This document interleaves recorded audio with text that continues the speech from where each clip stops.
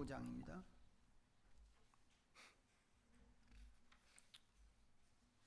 (12절부터) (26절까지) 282면에 있습니다. 고린도전서 15장 12절부터 26절. 찾으셨으면 오늘도 주신 말씀을 함께 읽겠습니다.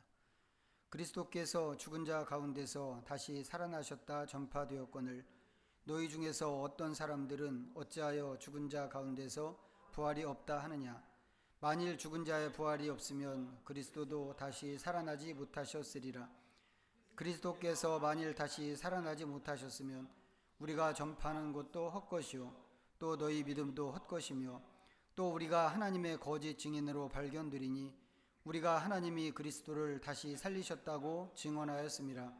만일 죽은 자가 다시 살아나는 일이 없으면 하나님이 그리스도를 다시 살리지 아니하셨느니라. 만일 죽은 자가 다시 살아나는 일이 없으면 그리스도도 다시 살아나신 일이 없었을 터이요 그리스도께서 다시 살아나신 일이 없으면 너희의 믿음도 헛되고 너희가 여전히 죄 가운데 있을 것이요 또한 그리스도 안에서 잠자는 자도 망하였으리니 만일 그리스도 안에서 우리가 바라는 것이 다만 이 세상의 삶뿐이면 모든 사람 가운데 우리가 더욱 불쌍한 자이리라.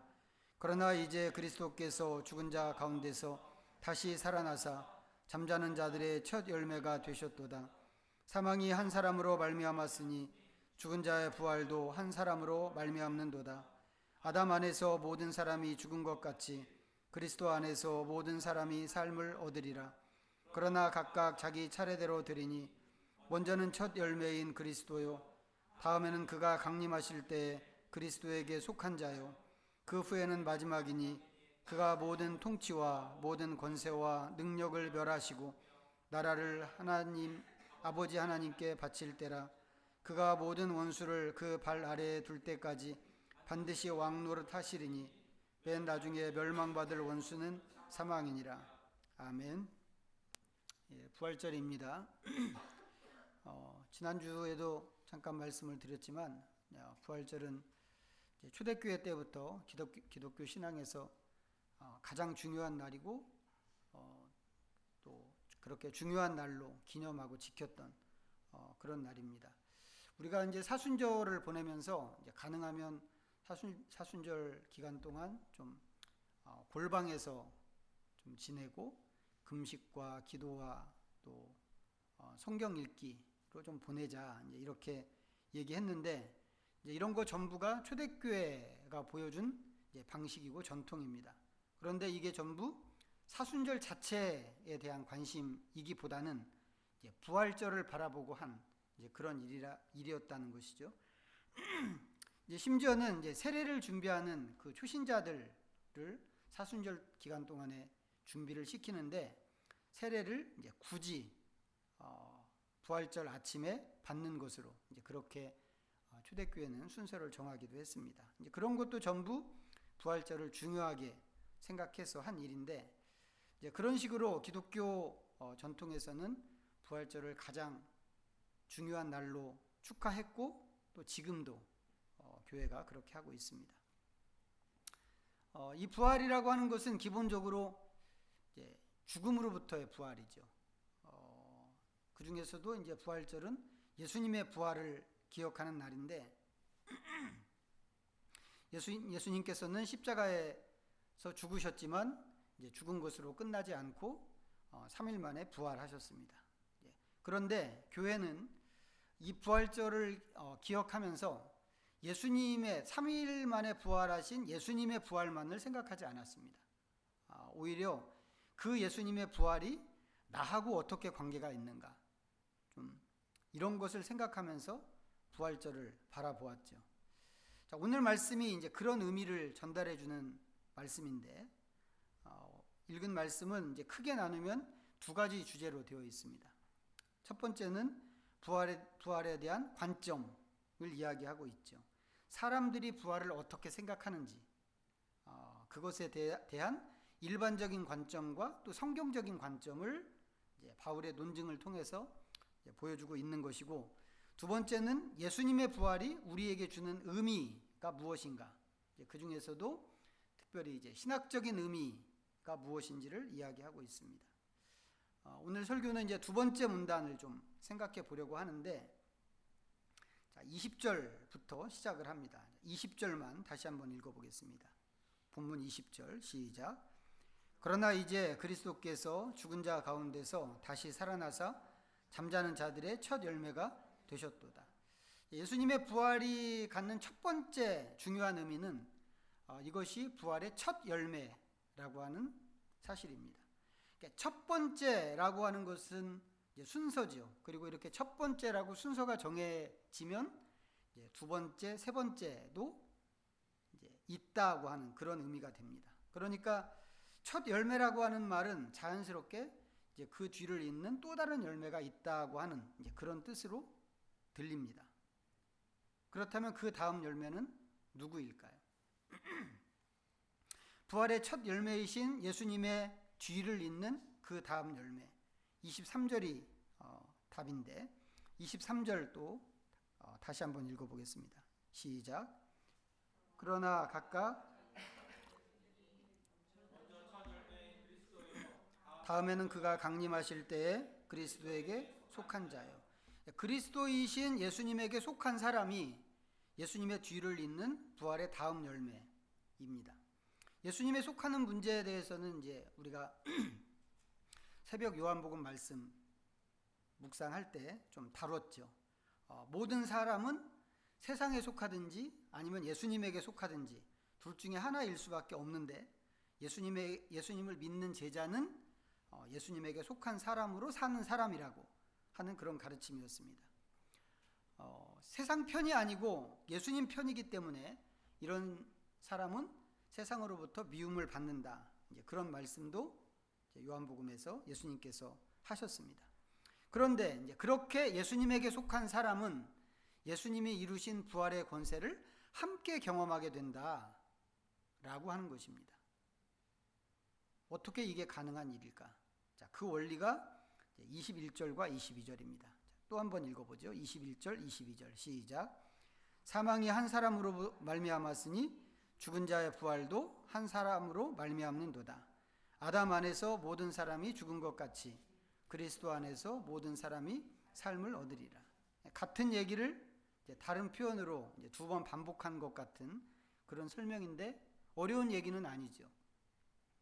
사람에게는 처음에 창조되었을 때 죽지 않고 영원히 살 수 있는 기회가 있었습니다.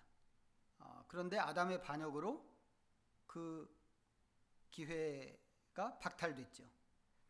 하나님께서는 이제 그렇게 될 수 있다고 하는 말씀을 경고로 이제 미리 주셨는데 아담이 그 경고를 지키지 못했고 결국은 이제 그 사건으로 아담과 아담의 모든 후손에게 죽음이 운명이 되어버렸습니다.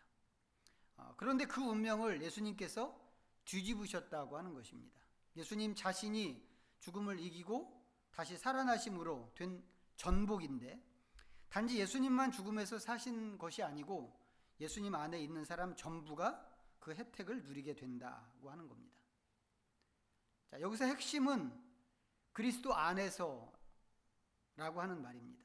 앞에서 말씀드렸던 요한복음식의 표현으로 한다면 세상에 속하지 않고 예수님에게 속한 사람이면 이 부활의 혜택을 누린다, 이런 이야기죠. 자, 이것을 이제 대표 원리라고 하는데 조금만 더 설명을 붙이면 이런 겁니다. 가끔 원죄 얘기를 할 때 우리 원죄에 대해서 뭐 많이 듣기도 하고 또 우리도 그런 표현을 쓰기도 하는데 이 원죄를 얘기할 때 불만을 표시하는 사람들이 있습니다. 여러분도 혹시 그런 경우가 있었는지 모르겠는데 불만의 내용이 이런 겁니다. 아담 때문에 내가 죽고 아담 때문에 내가 죄인이라고 하는데 나는 아담을 본 적도 없다는 것이죠. 본 적도 없고 또 아담에 대해서 관심도 없습니다. 그런데 아담의 죄 때문에 내가 그 결과를 뒤집어 쓴다고 한다면 그게 정당하냐라고 하는 겁니다. 그럴듯한 항변이죠. 그럴듯한 항변인데 이렇게 되는 원리는 명확합니다. 왜 그런가? 아담이 나의 조상이고 나는 그의 후손이기 때문에 그렇습니다. 아담이 없으면 나는 존재 자체가 불가능하다고 하는 것이죠. 그렇기 때문에 내가 아담을 싫어하고 또 아담하고 엮이고 싶지 않다고 하더라도 아담과 우리의 관계는 근본적으로 뗄 수가 없는 그런 관계입니다. 우리 아버지가 좋아도 아버지이고 싫어도 아버지인 것과 똑같은 이치입니다. 아버지가 싫으면 어떻게 되나요? 그런 경우에는 사람들은 독립을 꿈꿉니다. 빨리 이 집에서 나가서 독립할 저기가 안 되면 가출이라도 해서 이 집에서 빨리 나가서 내 삶을 꾸리고 내 살림을 꾸리고 아버지의 결정이 주는 영향에서 벗어나려고 합니다. 그리고 실제로 그렇게 하는 사람들이 있죠. 하지만 그렇게 해도 아버지에게서 벗어나지지 않는 그런 것이 있을 수 있습니다. 예를 들면 아버지의 성품이라든지, 내가 되게 싫어하는 성품인데 어느 날 보면 나한테 있어. 그런 성품이라든지, 아니면 아버지가 가지고 있는 질환이 유전되는 그런 경우가 그렇습니다. 이런 건 내 의사하고 상관이 없죠. 상관없이 그냥 주어진 것입니다. 그래서 이게 억울할 수 있고 또 부당하게 여겨질 수 있습니다만, 아무리 억울하다고 하더라도 이것을 떼어낼 수는 없습니다. 죽음이 아담으로부터 시작됐고 그의 자손인 모든 인간은 그 죽음에서 벗어날 수 없다라고 하는 것은 아담이 최초의 인간으로 모든 인간의 조상이기 때문이고 그가 전체 인류의 대표이기 때문에 그렇게 되는 것이다, 이런 얘기입니다. 그런데 예수님께서 그 운명을 극복하셨고 우리는 그 혜택을 얻을 수 있게 됐다고 하는 것이죠. 다만 모든 인간이 그렇게 할 수 있는 것은 아니고, 말씀에 있는 것처럼 그리스도 안에 있는 사람만 그 기회를 얻을 수 있습니다. 어떤 사람한테는 이것도 불만이지요. 하나님식이나 돼가지고 기왕에 구원을 하실 거면 모든 사람을 구원해 주시지, 그렇게 안 하고 꼭 예수 믿는 사람만 구원하고 그렇지 않은 사람은 지옥 보내냐고, 이렇게 불평을 하는 사람들이 있습니다. 하지만 이건 사실 이거 전부 오해에서 나온 불평이죠. 지금 말씀드린 그런 표현은 하나님에 대해서도 정확하지 않은 표현이고 사람에 대해서도 정확하지 않은 표현입니다. 일반적으로 사람들이 종교를 생각할 때 종교를 죽음 이후에 어떤 운명을 결정하는 것으로 그렇게 종교를 생각하는 게 있단 말이죠. 그런 관점에서 오는 오해입니다. 특정 종교를 믿으면 천국이나 극락 같은 좋은 곳에 가고 믿지 않으면 지옥에 간다, 이런 생각인 것이고, 교회 안에도 기독교를 그런 식으로 생각하는 사람들이 꽤 많죠.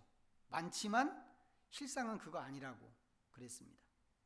하지만 이런 오해까지 다 인정한다고 하더라도 꼭 예수님 안에 있는 사람만 부활의 은혜를 얻는다고 하는 것은 여전히 진실입니다. 그렇다면 예수님께서 죽음에서 부활하셨고 인간의 운명을 거스르는 그런 길을 닦으셨는데 왜 모든 사람이 아니고 굳이 예수님 안에 있는 사람만 그런 특혜를 얻을 수 있는 것인가? 그것은 예수님이 우리에게 아담 같은 그런 조상이 아니기 때문에 그렇습니다. 아담은 역사적으로 또 혈통적으로 인류 최초의 조상이죠. 아담을 아담 아니라고 다른 이름을 붙여도 상관없습니다. 핵심은 뭐냐면 그 사람이 없으면 나머지도 없다고 하는 겁니다. 우리는 전부 아담의 혈통을 통해서 태어난 사람이기 때문에 그렇습니다. 그래서 내가 원하든지 원하지 않든지 아담은 인류의 대표가 되는 것입니다. 그런데 예수님은 그렇지 않단 말이죠. 예수님은 인류 역사의 중간에 들어온 그런 존재입니다. 우리는 예수님이 본래 하나님이시고 우주의 왕으로 오신 분이라고 이렇게 이야기하는데, 그렇지만 이렇게 역사 중간에 불쑥 들어온 그런 존재가 우리 역사의 과거, 현재, 미래 모든 역사에 있었던 모든 사람의 대표가 될 수는 없다고 하는 것이죠. 하나님도 그러셨죠. 하나님도 이스라엘과 관계를 맺으실 때 시내산에서 언약을 맺으셨습니다. 이제 성경에서 말하는 언약이라고 하는 말은 일종의 계약인데, 출애굽기 26장에 보면 모세가 백성들에게 언약서를 읽어주므로 하나님과 이스라엘이 언약을 체결하는 그런 장면을 볼 수 있습니다. 그 언약으로 나는 너희의 하나님이 되고 너희는 내 백성이 된다가 성립이 되는 것입니다. 그냥 하나님이 찾아왔다고 해서 저절로 하나님이 되고 하나님의 백성이 되는 게 아니란 말이죠. 그 과정에 그런 언약을 맺는 그런 절차가 있었습니다. 예수님도 마찬가지라는 거죠.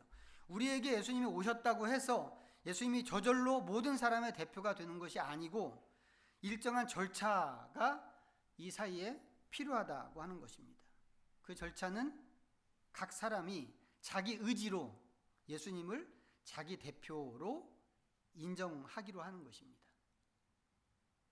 일반적인 차원에서는 이제 그것을 믿는다, 예수님을 믿는다 이렇게 이야기하고, 요한복음에서는 예수님을 영접한다 이제 이런 식으로 표현을 했습니다.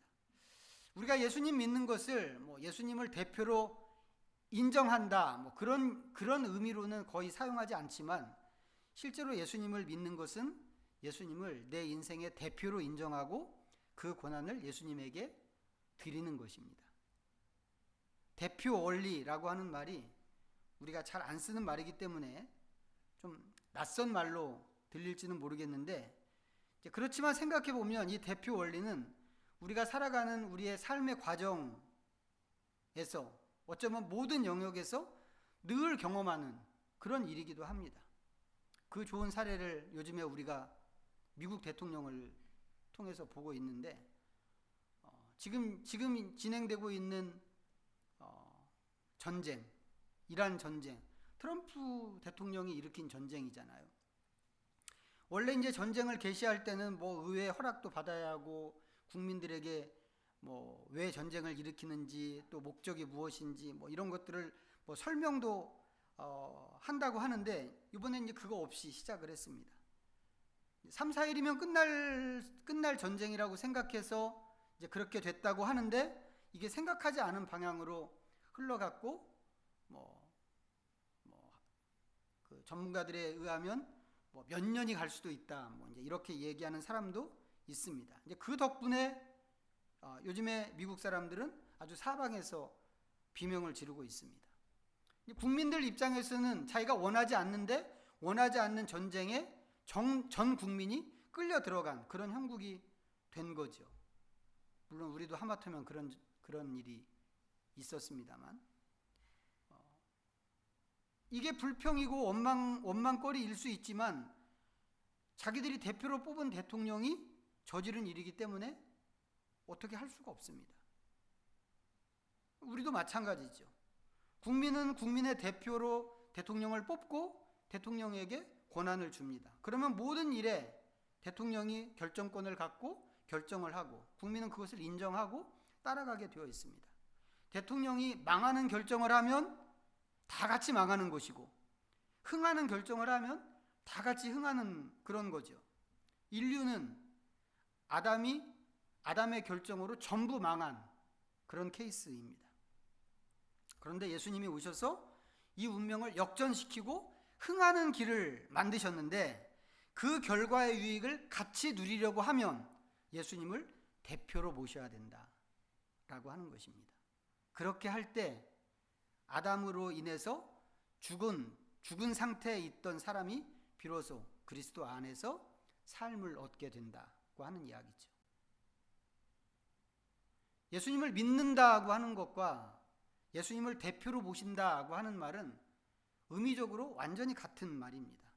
하지만 그냥 우리가 예수님을 믿는다 이렇게 이야기하는 거하고 예수님을 대표로 모신다 이렇게 하는 말이 가슴에 와 닿을 때는 전혀 다른 느낌이죠. 다른 느낌입니다. 우리가 믿는다고 하는 말을 좀 원래 의미와 다르게 좀 생각하기 때문에 그런 것일 수 있는데, 그래서 저는 이 믿는다고 하는 이 말보다 대표로 받아들인다, 이 표현이 기독교 신앙의 본질에 더 가깝다고 생각을 합니다.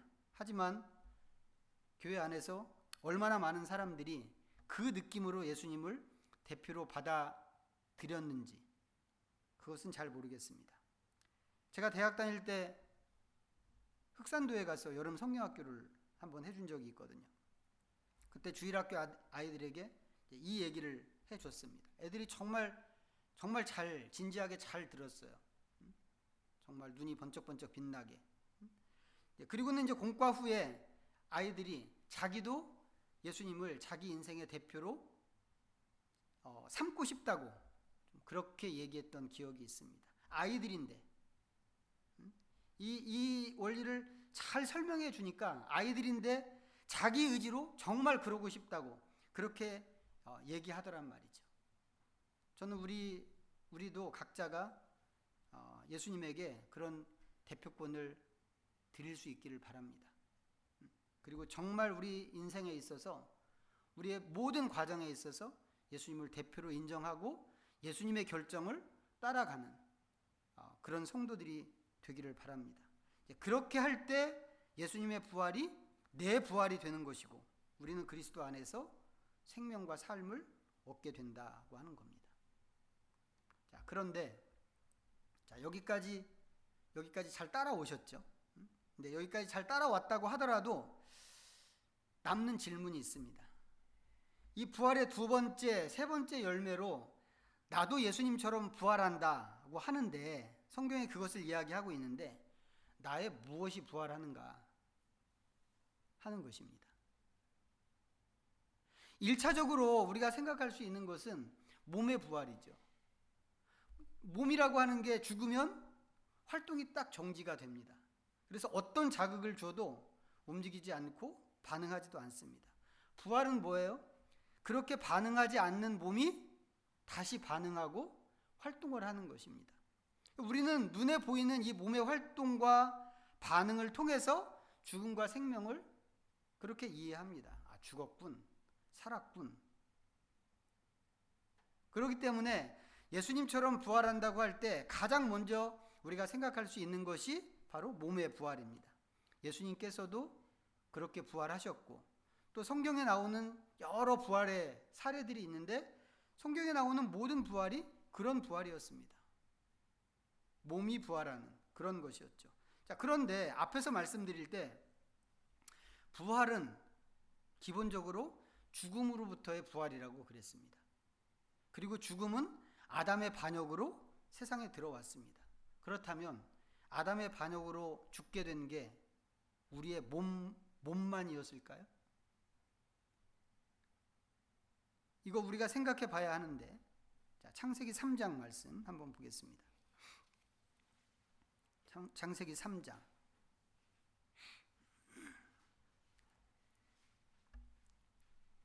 6절부터 10절입니다.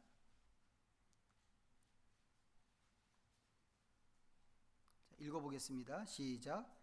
여자가 그 나무를 본즉 먹음직도 하고 보암직도 하고 지혜롭게 할 만큼 탐스럽기도 한 나무인지라. 여자가 그 열매를 따먹고 자기와 함께 있는 남편에게도 주매 그도 먹은지라.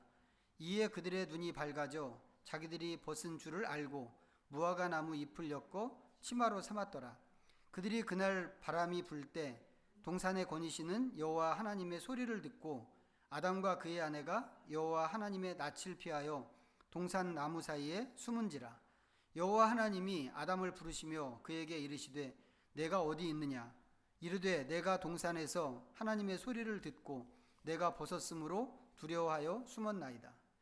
하나님께서 선악과에 대해서 처음에 주신 경고는 먹으면 죽는다, 이것이었습니다. 그런데 아담과 하와가 그 열매를 먹었을 때 바로 죽지는 않았죠. 그 대신 예전에는 몰랐던 것을 경험하게 됐고 그것으로 인해서 전에 없었던 다른 반응이 나왔습니다. 그 중에 첫 번째가 7절인데 그들의 눈이 밝아져 자기들이 벗은 줄을 알고 무화과나무 잎을 엮어 치마로 삼았더라, 이겁니다. 이 사람들이 자기들이 벗은 것을 알고 나뭇잎을 엮어서 몸을 가렸습니다. 그러면 지금까지는 자기들이 벗었다는 것도 모르고 있었다는 것일까요? 자, 바로 앞에 보면 진상을 알 수 있는데 2장 25절입니다. 2장 25절 읽어보겠습니다. 시작. 아담과 그의 아내 두 사람이 벌거벗었으나 부끄러워하지 아니하니라. 선악과를 먹기 전에도 알고 있었다는 것이죠. 다만 그것을 부끄러운 일로 생각하지는 않은 것입니다. 그런데 선악과를 먹고 나서는 이게 부끄러운 일이 되어버렸습니다. 그러면서 느끼게 된 것이 수치심이었죠. 벗고 있는 자기를 수치스럽게 생각한 것입니다. 자기 자신의 관점이 달라졌다, 이런 얘기인데 이게 처음으로 드러난 죽음의 양상입니다. 그런가 하면 아담과 하와는 하나님께 나가는 것에 두려움이 생겼습니다.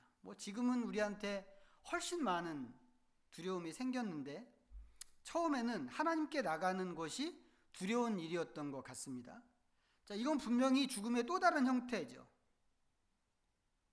그런데 이게 끝이 아니고 뒤로 갈수록, 성경을 읽다 보면 뒤로 갈수록 정말 다양한 죽음들이 계속해서 나옵니다. 아담과 하와 사이에 있던 사랑은 없어지고 내 살 중에 살, 뼈 중에 뼈, 이런 고백을 했는데 그런 건 없어지고 책임을 떠넘기는, 그래서 죽어야 된다면 이 여자가 죽어야 돼요, 이런 식의 태도도 일종의 죽음이라고 할 수 있고, 사람을 실제로 죽이고도 전혀 가책 없이 변명하고 큰 소리를 치는 가인이나 라멕이나 이런 사람들을 보면 양심도 죽었구나 하는 것을 알 수 있습니다. 이런 걸 보면 사람이 선악과를 따먹고 몸만 죽은 게 아니라는 거죠.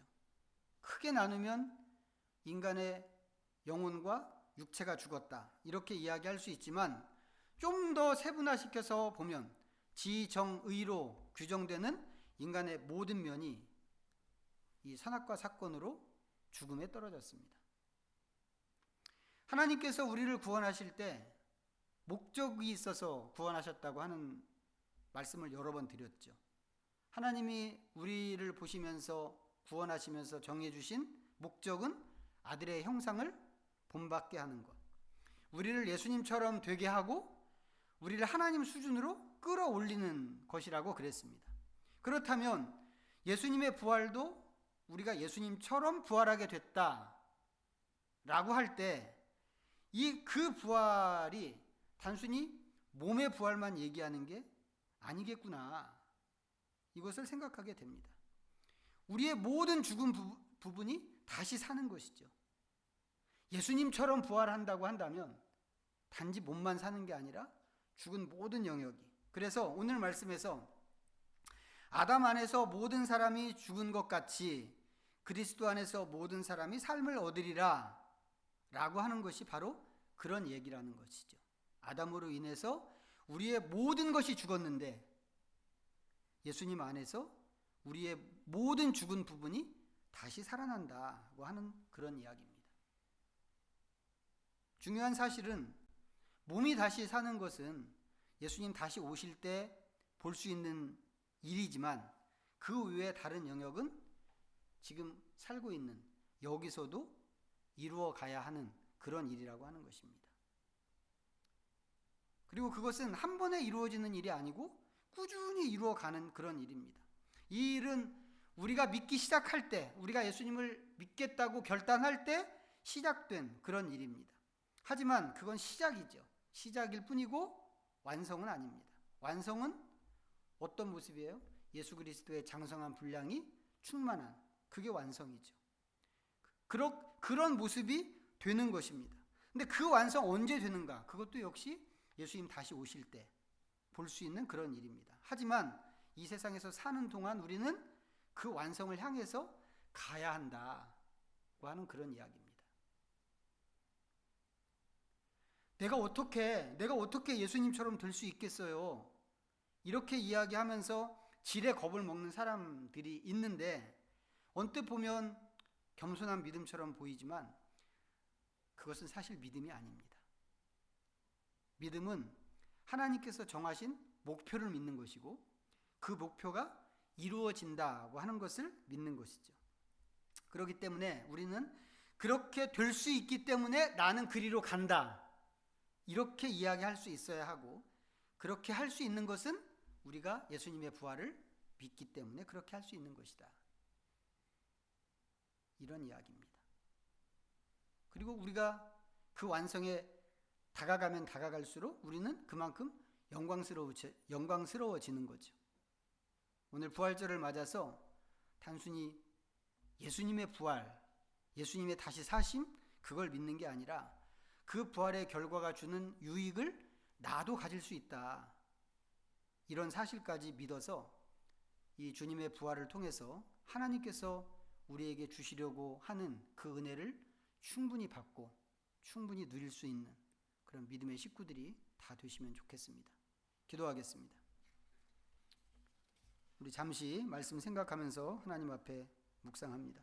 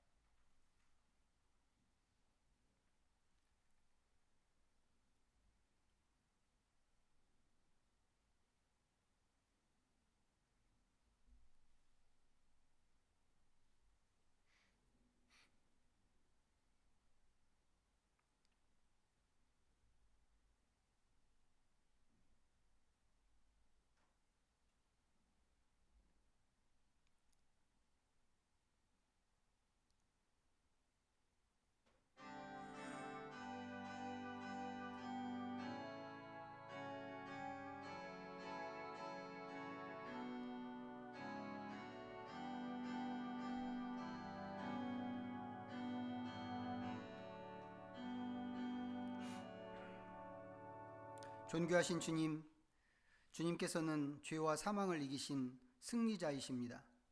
그리고 우리에게 그 승리를 같이 누리도록 하셨습니다.